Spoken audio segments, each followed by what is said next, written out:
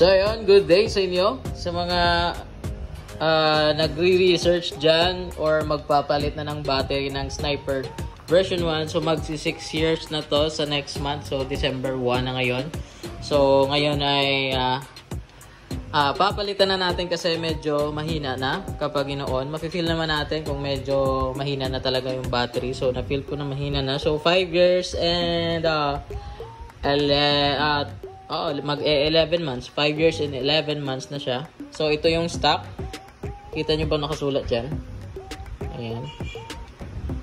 Normal niya 0.3 something. 5 plus 10, ewan ko, plus 10 nga ba yan? Plus, hindi na makita, hindi na mabasa eh. And, Astra yung brand, tapos Jakarta, Indonesia.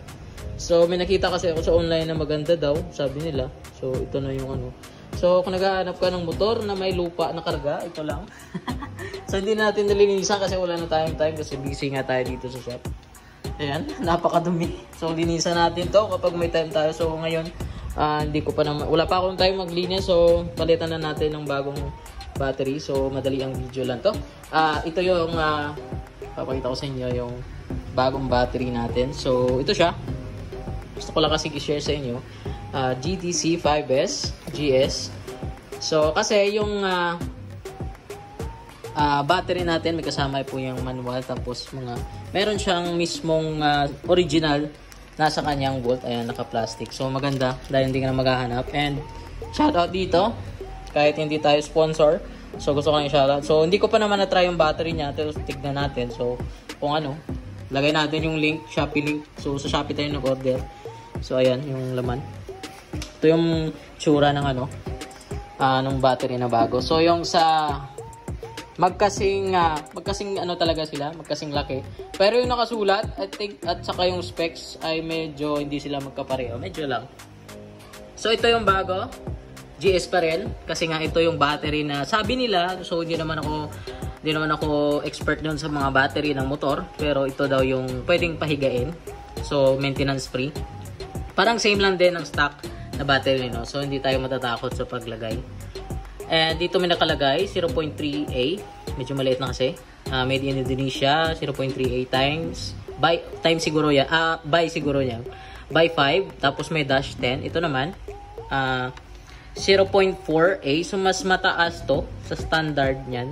Nakasulat naman 0.4A. Ito naman ay 0.3A by 5. So ito naman by 0.4A by 5, 10. Tapos may H, ewan ko kung yung meaning nun. So dito sa ilalim, sa quick niya, 3A by 30. Dito naman, 3A by 30. So, same sila sa may, yung sipat kasi siguro, ito yung quick. Parang gano'n na din. So, GS battery. Japan battery. So, ewan ko lang kung Japan na orig to, no? So, I think orig naman. So, tingnan natin yung performance. So, ito yung luma natin. Ito naman yung bago. Kitang-kita naman. So, lalagay natin, syempre, sa motor natin. So, ayan. Pahiga kasi yung sa mga hindi nakaalam, nakahiga kasi yung battery ng Sniper, no?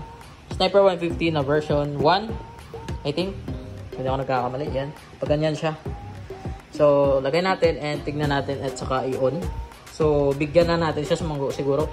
After natin nalagay ito or na bolt yung mga negative, positive. Nga pala, before nyo kunin, kapag mag-change daw tayo ng battery dun sa motor natin, unahin natin palagi kapag i-remove nga, unahin natin yung negative dito, tapos positive. Tapos sa paglagay naman, sa pagbalik, unahin natin yung positive. So magkasalungat sila. So dapat una naman yung positive kaysa sa negative. Para maiwasan daw yung kasira ng mga kung ano dyan na pwedeng masira. So basta yun yung nakita ko sa video. So syempre, dahil sikat din siya ng mekaniko, susundin natin para hindi masira yung motor natin. So yun lang. Testing natin mamaya. Huwag kayong aalis. So yan, nalagay na natin. So ito yung negative and syempre yung positive. So again, dapat nauna yung positive sa paglagay and sunod naman yung negative. So kapag mag-change kayo ng battery, sabi doon sa ng isang mekaniko, dapat nauna naman yung negative kaysa sa positive. Kapag nilagay naman, una naman yung positive kaysa sa negative. So, bigyan natin siya ng siguro mga para yung battery. Basta I think yun yung sa theory ko. So, hindi ko siya muna i-on. Siguro bigyan natin siya ng mga 1 minute, no, before natin i-on. So, ayun lang sa video na to. Sana ay nakatulong ako sa inyo. So, yung price nga nito ng JS, depende kasi sa lugar natin. So, syempre may shipping.